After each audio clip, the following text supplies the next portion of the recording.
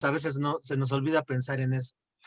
Entonces, la gente bajaba a Jerusalén a dejar su ofrenda y los reyes del norte pues decían, pues si me están quitando mi dinero. Entonces ellos mismos auspiciaban el culto a los Baales, ¿no? Entonces, digo, te estoy hablando del libro de los reyes en la Biblia, pero es para que veas que sí, o sea, sí hay una relación economía-religión que ahora nos parece invisible, digamos, ¿no? O, o podría uno pensar, como en algún mensaje dijo Raúl, una relación entre ateísmo y democracia, ¿no? O sea, una vez que no hay Dios, pues nos entendemos entre nosotros. Tampoco están así en la antigua Grecia, que creó la democracia. Hoy vamos a hablar un poco de eso, pero porque la democracia griega no fue atea, ¿no? Pero sí, o sea, como que hay un nudo entre política, economía y religión, que son factores que se afectan unos a los otros y a veces nos pasa inadvertido a nosotros o el nexo económico o el nexo religioso, porque ya pensamos que la cosa es solamente política. Y, O precisamente, contemporáneamente, me refiero, no a ustedes individualmente, ¿no? Ustedes están pensando en el problema. Sí. Yo, precisamente, háblalo, habla. sí, es que sí tengo esta duda que tengo desde hace mucho. Me gustaría preguntarle, señor José. Sí, eh, José Eddy. sí, no me acuerdo dónde leí que pues el dios del judaísmo, este monoteísmo, dicen que nació de primero fue una monolatría. No me acuerdo si a Yahweh, que vendría a ser parte de pues el panteón cananeo, ¿no? Ujú. Y pues durante la retención, o cómo se dice, la captividad babilonia, De eh, Babilonia, sí. la El captividad de exilio. Babilonia, Ajá. y este dios que pues pertenecía a un panteón comenzó a adquirir las características de los otros dioses de los otros panteones y se volvió a hacer un monoteísmo. En ese caso pues vendrían a ser como los orígenes paganos del judaísmo, y me preguntaba si esta tesis es correcta. Bueno, es correcto en el sentido de que Israel desde su nacimiento, desde los patriarcas, pues desde Abraham, o sea, hay que pensar que Abraham viene de Ur de Caldea y no tenemos razones para pensar que no compartía los valores de su sociedad, es decir, que era politeísta.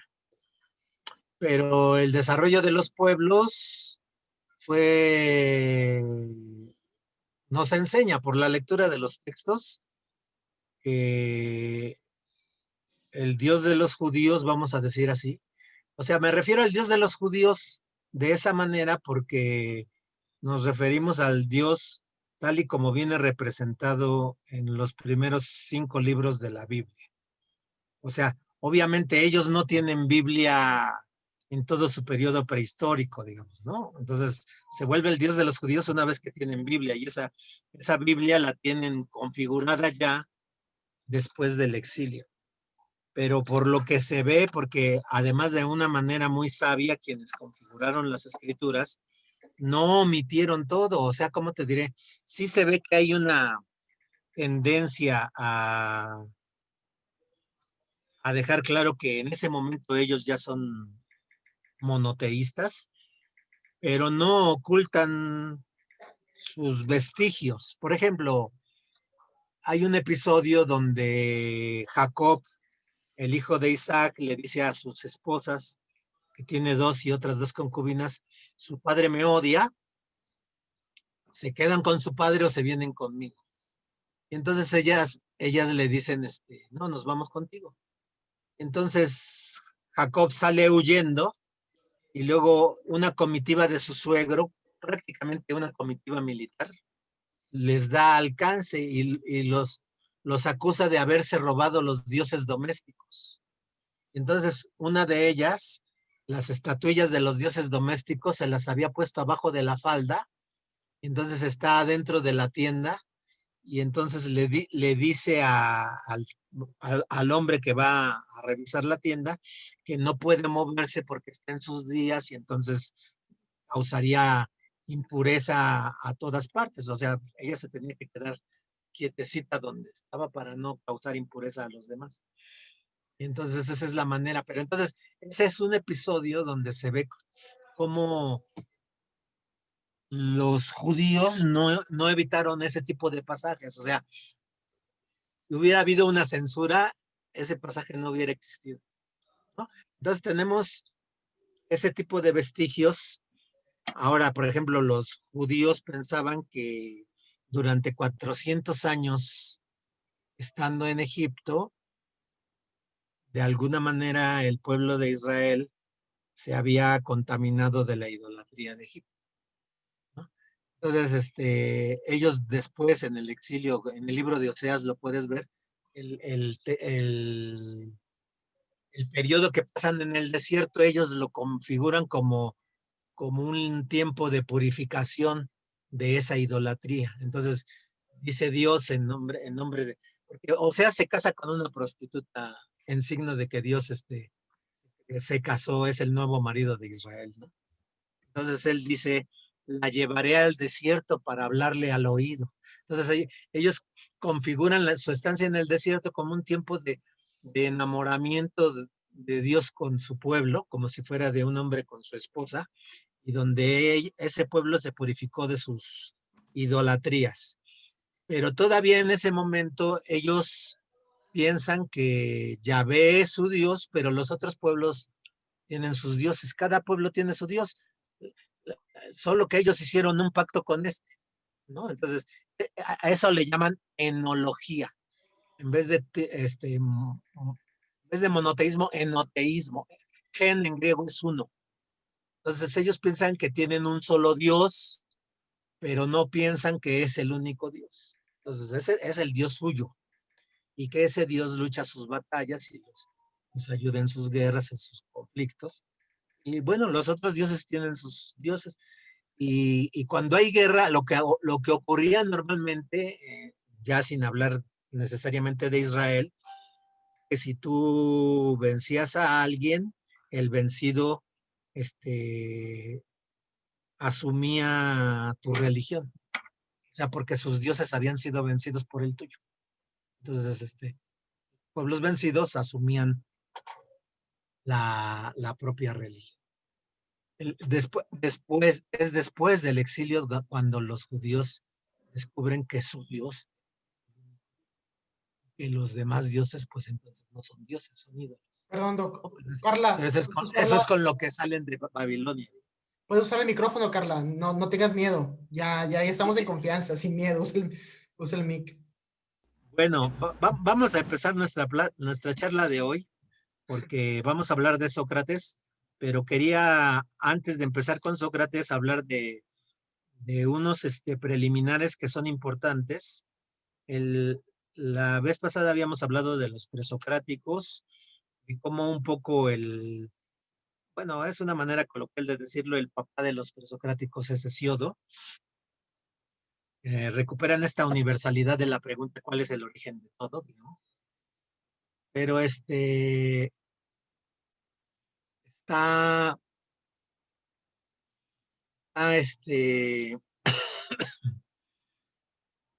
la obra que fue escrita no en ese tiempo, pero fue escrita después, pero trata sobre ese tiempo y es nuestro documento, son las historias de Heródoto. Las historias de Heródoto nos van a contar la epopeya griega, que son un importante antecedente para comprender qué fue lo que pasó en tiempos de Sócrates. Entonces, uno lee a Heródoto y bueno, son como libros de fábulas. Él se le conoce como logógrafo y se parece mucho a lo que hacen ahora los llamados antropólogos. Entonces nos platica cómo son los otros pueblos que no son griegos. Nos hablan del bárbaro. Entonces, por ejemplo, hay anécdotas de cómo unos occidentales se escandalizan porque unos hindúes, cuando fallece alguien de ellos, lo creman y se lo comen. Se comen a su familiar. Y los hindúes se escandalizan porque los griegos enterran a sus muertos, ¿no? Entonces, como que, entonces, eh, la obra de Heródoto tiene este tipo de los contrastes con lo que no es griego, de una manera muy interesante, y algo que le aprendió él a Homero es a hablar bien del enemigo. O sea, no habla bien de ti si tú estás de pie. Vamos a suponer que tú estás de pie y llega un bebito y te jala del pantalón. Tú te volteas enojado y le das un patadón y lo avientas contra la pared. Entonces tú quedas como cruel, como despiadado, en fin. Entonces, en cambio, si tu enemigo es grande, o sea, si tú eres David y tu enemigo es Goliat y lo vences, o sea, si tú chaparrito vences a uno de 2 metros, tu valor es más que si hubieras vencido a uno de tu estatura, ¿no? Entonces, Heródoto como que hace una narración donde se ve claramente que los persas, pues son un pueblo grande, son un pueblo respetable, pero a esos respetables, grandes y ambiciosos, los vencimos, les ganamos. Entonces, la epopeya que narra Heródoto se desarrolla en 3 batallas muy famosas que son la de Maratón, la de Salamina y la de Platea. Entonces, 3 grandes victorias que le dieron a los griegos una cohesión que no habían tenido. Había yo hablado hay un señor que se llama Mogens Jensen, es que, perdónenme, porque con esos, él es danés, es que nunca sé cuál es el nombre y cuál es el apellido, creo que es Jensen Mogens el nombre. Entonces, Mogens Sinu, Mogens, se escribiría Mogens. Entonces él estableció un seminario para estudiar la polis griega en Dinamarca, y ese seminario duró 10 años, publicaron mapas, publicaron unos estudios extraordinarios, nos dieron a notar cómo lo que nosotros sabemos de la polis griega es muy poco. En realidad tenemos documentos del siglo IV es el mejor documentado, y la ciudad que tenemos mejor documentada es Atenas. Pero eso no significa que las polis griegas hayan sido todas como Atenas, ni que todas hayan sido democráticas. Por ejemplo, los espartanos no eran democráticos. Y el desarrollo histórico de Grecia, en realidad lo que hay que considerar es como un laboratorio político. O sea, cada polis hacía un intento de cómo debían de llevarse las cosas, a veces resultaba bien o a veces resultaba mal. Entonces, a veces les hablaba yo del movimiento de hacer colonias, entonces a veces esas colonias tenían éxito o a veces no. Y había muchas guerras, en fin. En cambio, lo que hace la guerra contra los persas, muy interesante es el hecho de que Esquilo conserva una tragedia que se llama Los Persas. Es muy importante porque es la única tragedia que está hecha sobre un tema histórico. Todas las demás tragedias que nos quedan están hechas sobre temas míticos. La única que está hecha sobre un tema histórico es Los Persas de Esquilo. Ya les había yo dicho cómo Esquilo tiene más gloria, él considera que es más valioso si tú te encontraras a Esquilo y le dices, Esquilo, ¿tú te has hecho en la vida? Yo peleé en maratón. O sea, de lo que él se siente orgulloso no es de haber escrito la Orestiada ni nada, sino de haber ido a pelear en maratón, ¿no? Entonces les da mucho orgullo esa pelea, y después de la pelea contra los persas, pues ocurre una cosa que nos la platica en un libro, en realidad es oscuro, pero también vale mucho la pena, que son la guerra del Peloponeso, historia de la guerra del Peloponeso de Tucídides.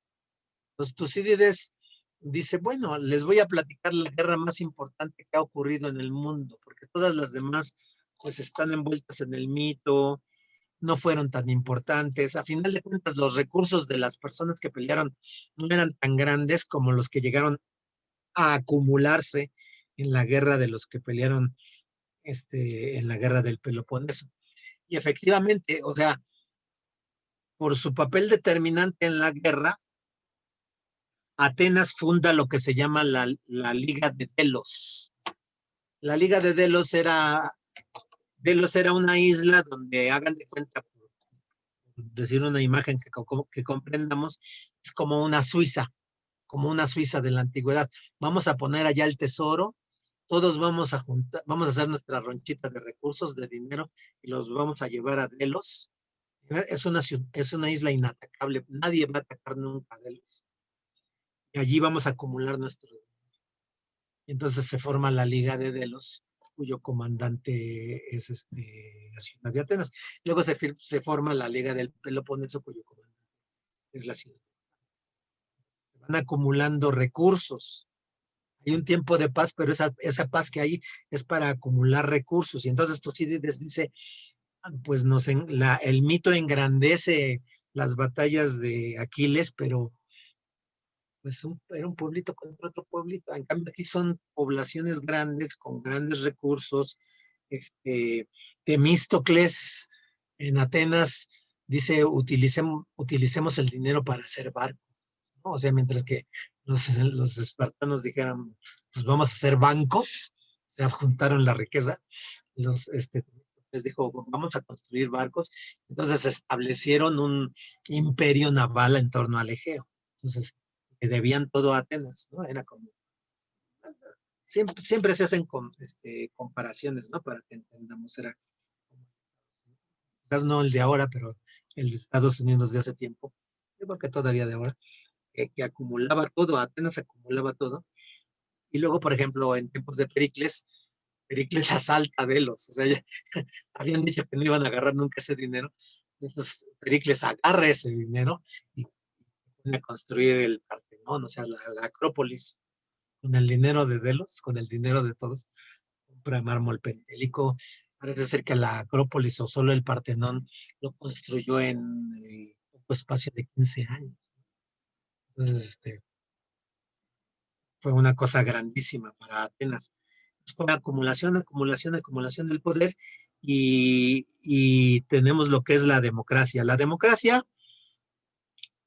les voy a platicar lo que es, por decirlo así, la vulgata, o sea, lo que se dice de manera corriente acerca de la democracia es que entre los pueblos griegos los gobiernos eran por linaje, por hereditarios.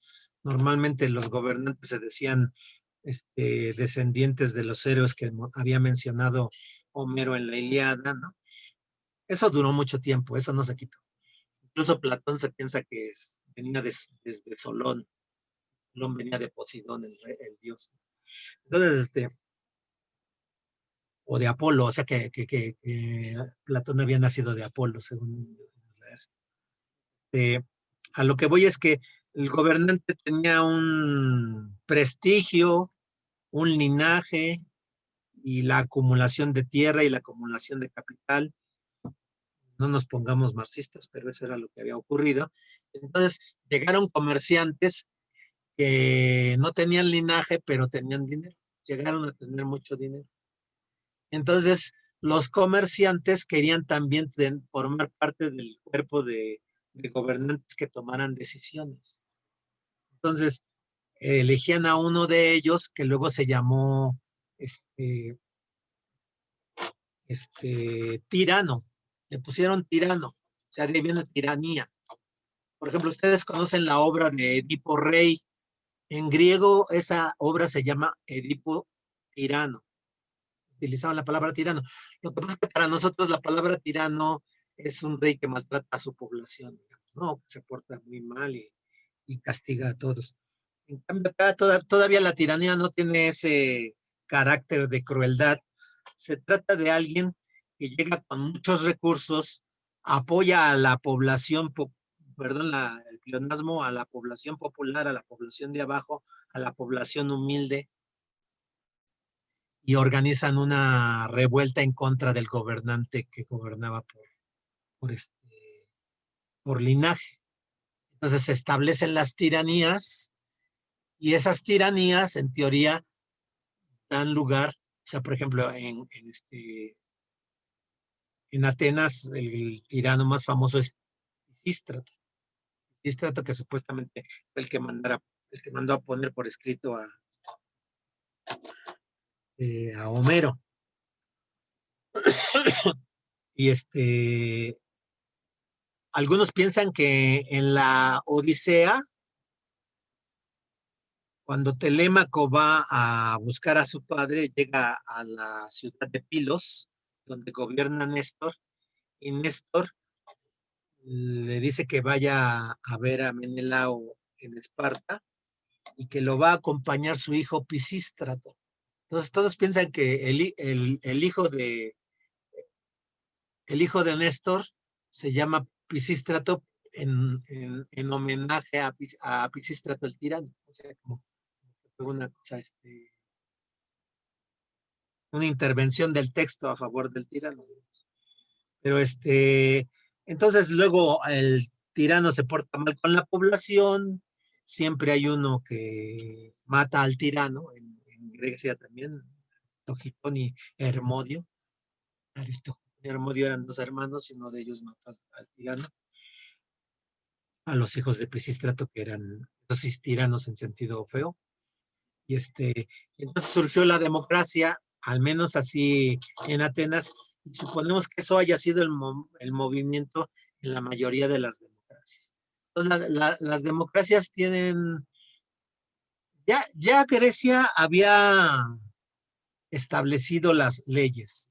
O sea, en los pueblos antiguos las leyes eran muy escasas, o sea, gobernaba el más fuerte. Entonces, ya cuando había una ley por escrito, aunque la ley fuera injusta, tenía la ventaja de ya estar escrita. Entonces, los gobernados sabían a qué atenerse. Entonces, ya, aunque la ley fuera injusta, había un conocimiento de la ley. O sea, por ejemplo, el libro de la República de Platón, el primer libro de la República de Platón, todos piensan que antes constituía solito un diálogo que se llamaba Sobre la Justicia, pero que se llamaba Trasímaco, el primer libro de la República de Platón.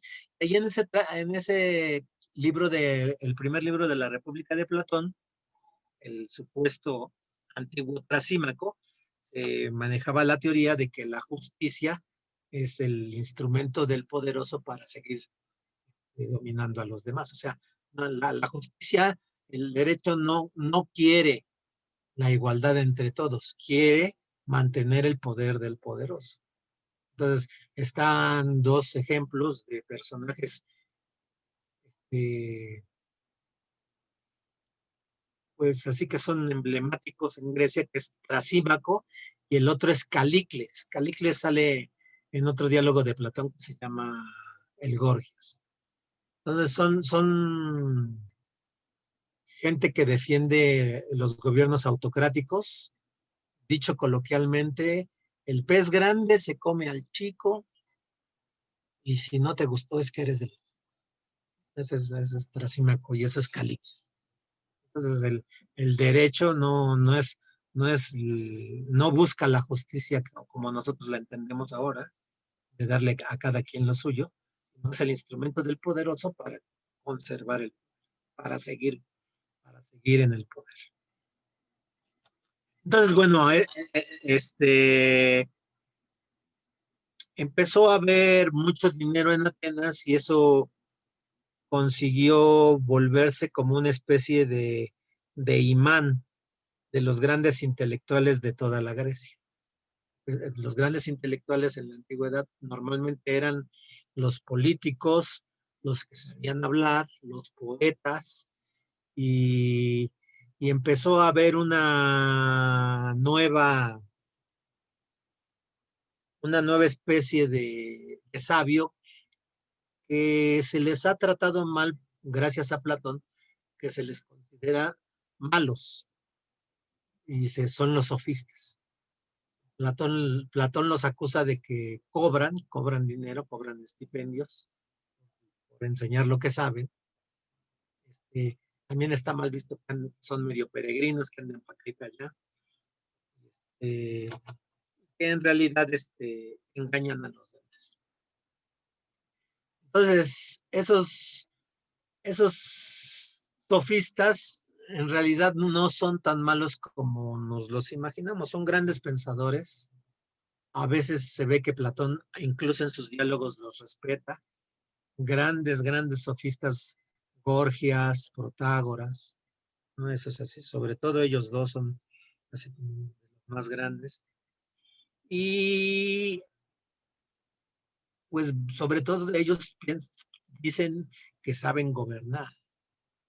Por ejemplo, a Protágoras lo mandan a llamar para escribir la constitución de Turios, una ciudad muy próspera, ¿no? Hagan de cuenta que un gran país, no sé qué país consideran ustedes grande, pero como si un país, como si Inglaterra lo manda a llamar a, escríbenos una constitución, ¿no? O sea que esto quiere decir que no eran cualquier tonto, o sea, eran muy buenos, sabían cómo gobernar supuestamente, era lo que se pretendía. Porque toda Grecia, les vuelvo a decir, se había convertido en una especie de laboratorio político. Entonces, lo que se buscaba es cuál es la mejor manera de gobernarse. Y entonces ellos decían, nosotros sabemos cómo. Entonces, van a llamar y les pagaban grandes fortunas para que les hicieran su. Espérenme tantito, voy a leer aquí los mensajes. Y bueno, las bodas. Lo que pasa es que normalmente la, la metáfora de que Dios sea el esposo de su pueblo era como de todas las religiones, digamos. O sea, los pueblos cananeos tenían también lo que se llamaba la prostitución sagrada.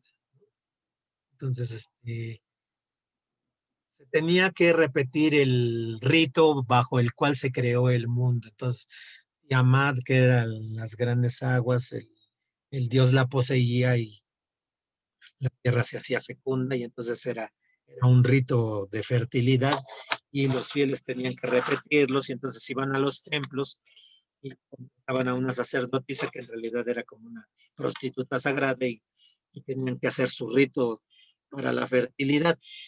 Interesante que el sacerdocio, en medio de ese contexto, el sacerdocio de los israelitas fue solo para hombres. Pues es curioso porque nosotros pensamos que lo raro es que todos los sacerdotes sean solo hombres. Bueno, pues en la antigüedad normalmente las que eran sacerdotisas eran las mujeres.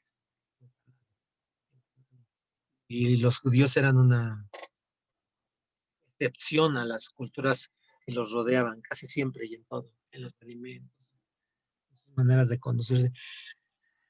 Pero en el libro de Oseas es donde está sobre todo, bueno, Ezequiel, si un día tienen tiempo, lean el profeta Ezequiel capítulo 16, que es un texto muy importante porque le dice Dios a Israel, pues yo te encontré en medio de tu sangre, te levanté, te lavé, te cuidé, te crié, te vestí, te puse una diadema, me iba a casar contigo y me casé contigo, y luego te diste a la prostitución, y luego no solo fuiste prostituta, sino tonta, porque no solo no les cobrabas, sino que les pagabas, ¿no? Eso es el reproche del marido herido, y en castigo de eso te voy a mandar al exilio. Entonces, esa es la interpretación de su historia que tienen los judíos, de que por haber sido idólatras, para darles una lección, Dios los manda al exilio. Y luego está el profeta Oseas, que como signo profético Dios le pide que se case con una prostituta. Entonces, obviamente el discurso es yo soy Dios, tu marido, y tú eres como una prostituta, pero de todos modos yo te amo, ¿no? Ese es esos. Sí, bueno, lo de la tiranía, eso sí. O sea, por ejemplo, hubo tiranos que eran muy queridos, o sea, hubo tiranos que eran populistas. O sea, por ejemplo, Pisístrato es famoso mandaba a hacer un show donde en una cuadriga ponía a una mujer no sé si le ponía coturnos para que pareciera más alta y entonces supuestamente era la encarnación de la diosa Atenea, ¿no?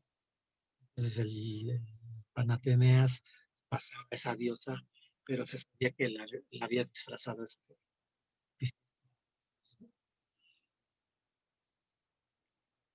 bueno, Rómulo y Remo, que lo que pasa es que el tío de Rómulo y Remo los manda con unos pastores prácticamente a matar, pero los rescata un pastor, supuestamente. Eso lo platica, lo de Rómulo y Remo es interesante también. Por ejemplo, la fundación de Roma supuestamente es en el año 753, o sea, estábamos en el 800. En el 800. Y entonces, la historia la escribe Tito Livio, que la escribe durante el periodo de Augusto, o sea, ya estamos en el siglo I antes de Cristo y I después de Cristo, o sea, en el cambio del calendario. Obviamente ellos no sabían que estaban en antes y después de Cristo. Eh, y entonces él explica que la palabra lupa significa loba, pero a lo mejor era una prostituta. O sea, todavía mm, las, perdón, es que es, ya, es-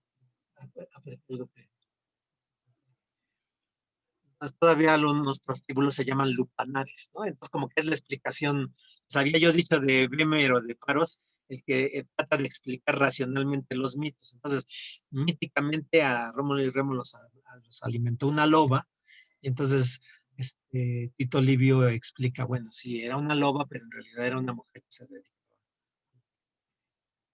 a la prostitución. Pero bueno, entonces, ese es prácticamente como el nacimiento de la democracia y viene la guerra contra los persas. Eso alta, voy a decir una palabra inadecuada porque eso nunca ocurrió, pero para que entiendan, el nacionalismo griego, porque nunca fueron una nación, ¿no? O sea, no existe eso. Pero los grupos de pueblos, las polis que se aglutinaron en torno a Atenas, pues estaban delante de los mejores, ¿no? Y además hicieron un imperio naval y entonces como que a los griegos no les gusta que alguien sobresalga, así como a los mexicanos, si sobresales, pues siempre hay uno que te jala de las patas. Entonces, como que a Esparta no le gustó que Atenas destacara tanto. Entonces, ¿cómo empezó la guerra? Pues los espartanos atacaron a una ciudad chiquita que estaba en la isla de Sicilia, que se llamaba Leontini. Y los de Leontini mandaron a un emisario que fue Gorgias, el sofista, a decirles a los atenienses, bueno, acuérdense que ustedes nos dijeron que si teníamos problemas nos iban a ayudar. Un poco como las guerras mundiales, ¿no? O sea, atacaron allí al un reinado chiquito, pero pues, entonces Atenas se ve en la necesidad de ir a defender a su ciudad aliada allá en Sicilia,